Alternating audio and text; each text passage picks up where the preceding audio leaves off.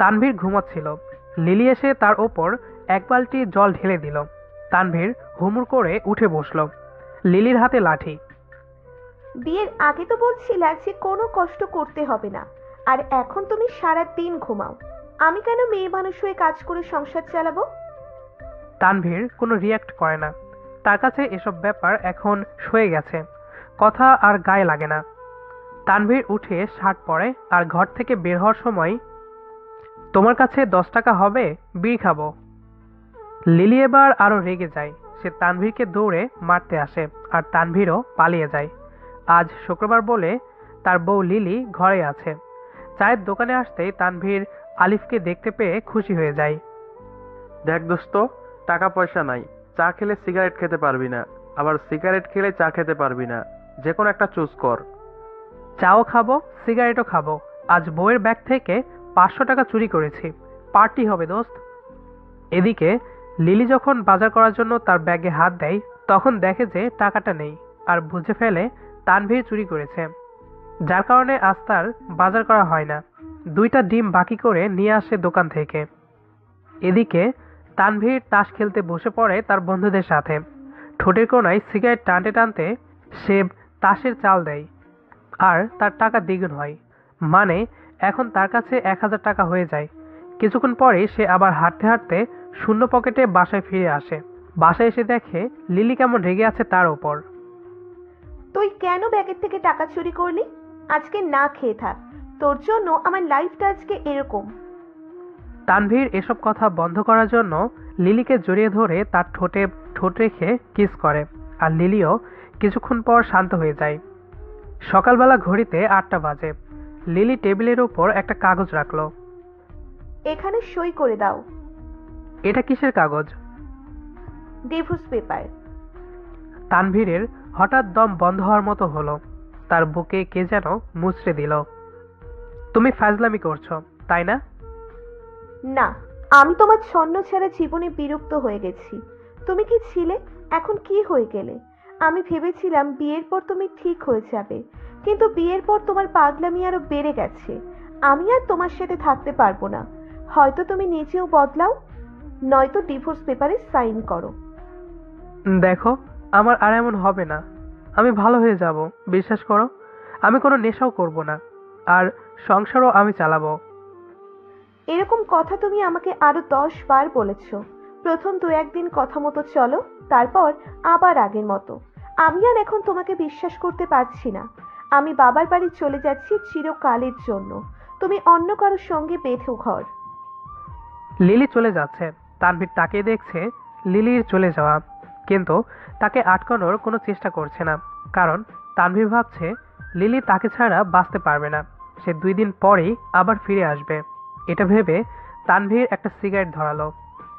লিলির সাথে তানভীরের পরিচয় ব্যাংকে। যখন তানভীর তার ব্যাংকে চেক ভাঙাতে যায়, তখন সে লিলিকে দেখে মুগ্ধ হয়। লিলি তার থেকে 2 বছরের বড়। তানভীর ভাবে এই মেয়েকে পটাতে পারলে সারাক্ষণ ওর ওপরে বসে বসে খেতে পারবে, তার আর কাজ করা লাগবে না। তানভীর প্রতিদিন লিলির পেছন পেছন যেত। যখন লিলি ব্যাংক বন্ধ করে বাসে যেত, একদিন তানভীর সিনিয়র মেয়ে লিলিকে সে প্রপোজ করে। আগে আমার বাবা মাকে কনফারেন্স করো। তাই তানভীর কিছুদিন লিলির বাবার পাশে, কিছুদিন একসাথে নামাজ পড়ে, আর লিলির বাবা তানভীরকে পছন্দ করতে শুরু করে। একদিন তানভীর তার বাবাকে নামাজ শেষ হওয়ার পর, আঙ্কেল, আপনার মেয়েকে আমি বিয়ে করতে চাই। তারপর তাদের দুজনের বিয়ে হয়। প্রথম 1 মাস তানভীর ঠিকমতো কাজ করে আর সংসার চালায়, কিন্তু তারপরই তার এসবে একঘেয়েমি চলে আসে। সে লিলির প্রতি বিরক্ত হয়ে তার সাথে খারাপ ব্যবহার করে। একদিন তো লিলির সাথে কথা কাটাকাটি হলে সে লিলির ওপর হাত তোলে। লিলি তার গ্রামের বাসায় এসে পৌঁছালো দুপুরবেলা। সবাই তাকে দেখে অবাক। সে হঠাৎ উপস্থিত হয়েছে। সন্ধেবেলা লিলি পুকুর পাড়ে তার মামিকে সব খুলে বলছে। মামি, তানভীর ভালো ছেলে না। ও এখন নেশা করে আর ভব ঘুরে। বন্ধুদের সাথে আড্ডা দিয়ে রাত 2টোয় ঘরে আসে। আমার আর ওর সাথে সংসার করা সম্ভব না। লিলির মামির নাম হাফসা। দেখ, কষ্ট করেই সংসার করতে হয়। আমরা সংসার করছি না, আর ও তো ভালো ছেলে, তোর বাবাই তো বিয়েটা দিল। বিয়ের আগেও ভালোই ছিল, কিন্তু বিয়ের পর যে কেন এমন হয়ে গেল জানি না। তুই যে বেচারাকে রেখে এসেছিস, ও কি রাখতে পারে? বেচারা খাবে কি? লিলির মনে পড়ল যে তানভীর রান্না করতে পারে না, একটা ডিমও ঠিকমতো ভাজতে পারে না। এটা ভেবে লিলি চিন্তিত হয়ে গেল। আসলেই তো, এখন বেচারা কি করছে কে জানে, হয়তো ক্ষুধার জ্বালায় না খেয়ে আছে। এদিকে তানভীর লিলি চলে যাওয়ার পরেই খুশিতে নাচতে থাকে। তার বন্ধু আলিফকে কল দেয়। দোস্ত, ঘরে বউ নাই, প্যারাও নাই, আজ সারা রাত আমার ঘর খালি, পার্টি হবে। সন্ধেবেলায় তানভীরের বন্ধুরা ঘরে আসতে থাকে। তাদের সাথে কোকাকোলা, চিপস আর সিগারেট ছিল। আজ কোনো তাস খেলা হবে না, আজ আমরা সবাই মিলে ভূতের ছবি দেখব বলে চিল্লিয়ে উঠে ওখানে থাকা সবাই হুররে। সকাল ভোর হতেই লিলি বাসে করে রওনা দেয় ঢাকাতে। তার খুব চিন্তা হচ্ছিল তানভীরের জন্য। তানভীরের যদি কিছু হয়ে যায় তাহলে সে নিজেকে ক্ষমা করতে পারবে না। ঘরে ঢুকতেই লিলি দেখে তানভীর ঘুমিয়ে আছে। সারা ঘর নোংরা হয়ে আছে। তানভীর ঘুমের ঘরে। দোস্ত, একটা সিগারেট দে না। লিলি প্যাকেট থেকে একটা সিগারেট বের করে তানভীরের ঠোঁটে দিল। তানভীর এখনো চোখ খুলেনি। সে ঘুমের ঘরে সিগারেট খাবে, তারপর সিগারেট শেষ করে চোখ খুলবে। তাই সে চোখ বন্ধ থাকা অবস্থাতেই কেউ একটু আগুন দে। লিলি লাইটার দিয়ে আগুন জ্বালালো সিগারেটে। তারপর দূরের সোফায় বসলো। তানভীর ভাবছে তার বন্ধু বোধ হয় সিগারেট ধরিয়ে দিয়েছে। সিগারেট শেষে যখন তানভীর চোখ খুলল তখন দেখলো লিলি সোফায় বসে আছে। তানভীর প্রথমে ভাবলো সে কি স্বপ্ন দেখছে, লিলি তার সামনে বসে আছে। তানভীর ভয়ে উঠে বসে জানালা দিয়ে সিগারেট ফেলে দিল আর ভদ্র সাজার অভিনয় করছে। আমি একদিন মাত্র ঘরে ছিলাম না আর ঘরটাকে কি করে ফেলেছো? এভাবে কি জীবন চলবে? কোনো কাজ তো করতে হবে। কি কাজ করব বলো? যে কাজই দিই সে কাজেই তুমি ব্যর্থ। 2 দিন কাজ করো, তারপর মালিকের সাথে ঝগড়া করে কাজ ছেড়ে এসে পড়ো। তো মালিক উল্টাপাল্টা কথা বললে তো ঝগড়া হবেই। তোমার সমস্যা কি জানো? কি? তুমি বেকার, তোমার জন্য আমাকে কথা শুনতে হয়। বাইরে মেয়েদের কাজ করলে যে কি পরিমাণ হ্যারাসমেন্ট হতে হয় তা তুমি কিভাবে বুঝবে? তানভীর এবার লিলির কাছে এসে লিলির হাত দুটো চেপে ধরল। এবার থেকে তোমাকে আর কষ্ট করতে হবে না। আমি বাইক চালাবো আর ডেলিভারি ম্যানের কাজ করব। তুমি তোমার বাবার বাড়ি থেকে টাকা এনে দাও বাইক কেনার জন্য। সত্যি তুমি কাজ করবে? এটা বলে তানভীরকে জড়িয়ে ধরে। তানভীরও তাকে জড়িয়ে ধরে। পরের দিন সকালবেলা লিলি তার মাকে ফোন করলো। আমার কিছু টাকা লাগবে। কত? 50,000।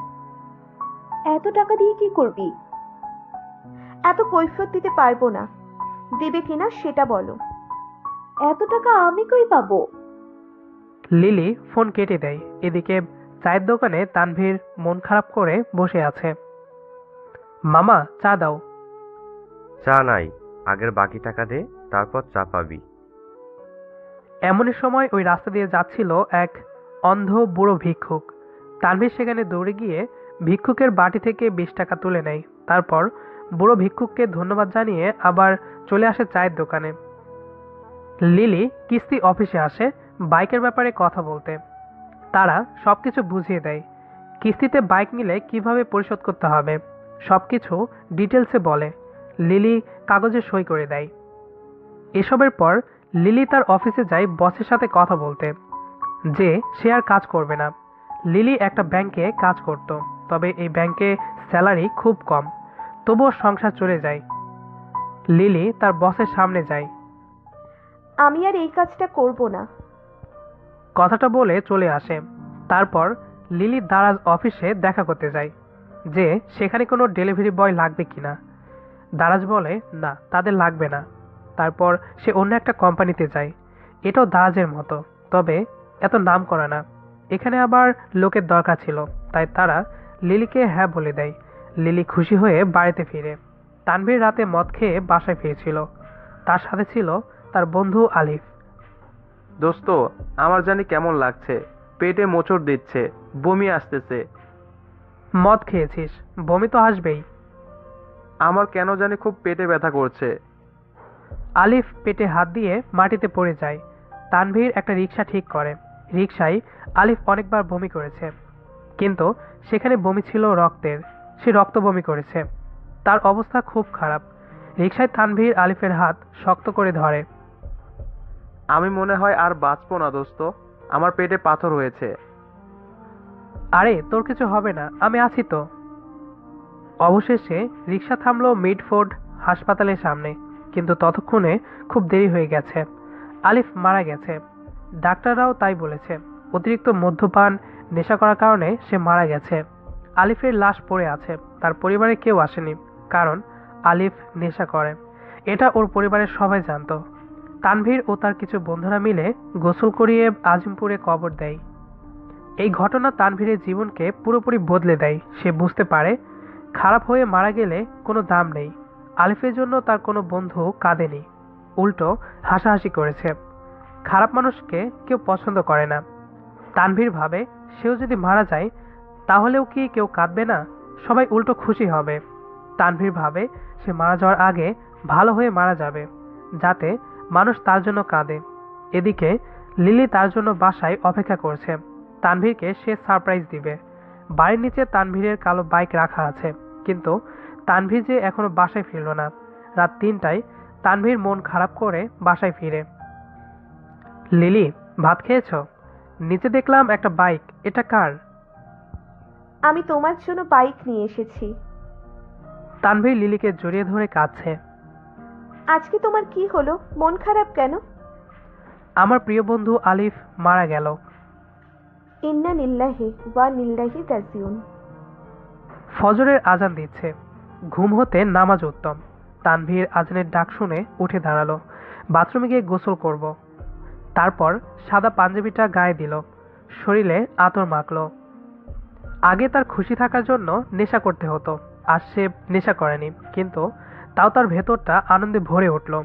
5টা বছর সে নামাজ পড়েনি, আল্লাহর কাছে মাথা নত করেনি, শয়তানের পথে চলছিল, কিন্তু এখন আল্লাহ তাকে সঠিক পথ দেখিয়েছেন। তিনি যাকে চান সঠিক পথ দেখান। তানভীর লিলিকে ঘুম থেকে ওঠালো। লিলি তানভীরকে পাঞ্জাবি পরা দেখে অবাক। তার মানে কি? অবশেষে তানভীর ভালো হলো? যাও, অজু করে আসো, দুজনে একসাথে নামাজ পড়ব। লিলি অজু করে আসে। তারপর দুজনে একসাথে নামাজ পড়ে। নামাজ শেষে জায়নামাজে বসে তানভীর কাঁদছে তার কৃতকর্মের জন্য। কতই না খারাপ কাজ করেছে সে। একটু সুখের জন্য সিগারেট, মদ খেয়েছে, কিন্তু প্রকৃত সুখ তো এসবে নেই। প্রকৃত সুখ সৃষ্টিকর্তার কাছে। লিলি নাস্তা বানিয়ে টেবিলে রাখলো। তোমার চাকরি হয়ে গেছে। একজন ডেলিভারি ম্যান হয়ে তোমারে আমি তাদের ফোন নাম্বার দিয়েছি, সেখানে গিয়ে ফোন দিলেই হবে। তানভীর নাস্তা শেষ করে উঠে দাঁড়ায়। এই নাও তোমার বাইকের চাবি। তানভীর হাত বাড়িয়ে চাবি নেয় আর লিলির কপালে একটা চুমু খায়। তানভীর বিসমিল্লাহ বলে বাইক স্টার্ট দিল, আর তখনই তার বন্ধু তাকে ফোন দিল।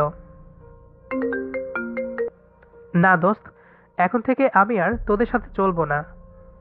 তোরাও আমাকে কল দিস না। আচ্ছা ঠিক আছে, তোরা একসাথে মদ গাঁজা যা ইচ্ছা খা, আমাকে ডাকবি না। আমি এখন ভালো হয়ে গেছি। ওকে, বাই। সারাদিন কঠিন পরিশ্রম করার পর রাতে তানভীর বাসায় ফিরল। তার হাতে একগুচ্ছ ফুল। দরজায় কলিং বেল বাজানোর পর দরজা খুলে দিল লিলি। তানভীর লিলিকে ফুলগুলো দিল। কি দরকার ছিল টাকা খরচ করে এতগুলো ফুল আনার? টাকার কথা চিন্তা করলে হবে? বউকে ভালোবাসি, এটা ফুল দিয়ে প্রকাশ করলাম। লিলি হাসে। রাতে এশার আজান দেয়।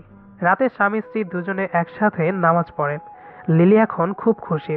সে এমন একজনকেই চেয়েছিল যে সৎ ও ধার্মিক হবে। আজ সে তার মনের মতো কাউকে পেয়েছে। এভাবে বেঁচে থাক শত ভালোবাসা। ভালোবাসা সুন্দর, প্রতিটা মানুষ সুন্দর করে বেঁচে থাকুক, এই আমার প্রার্থনা। খারাপ মানুষেরাও একসময় ভালো হয়। গল্পটি কেমন লেগেছে সেটি অবশ্যই কমেন্ট করে জানাবেন। দেখা হবে আবারও নতুন কোনো গল্প নিয়ে। সেই পর্যন্ত আমাদের সাথেই থাকুন। আর হ্যাঁ, ভিডিওটি যদি শিক্ষামূলক মনে হয়ে থাকে তাহলে আপনার কাছের মানুষদের সাথে শেয়ার করবেন। ধন্যবাদ সবাইকে।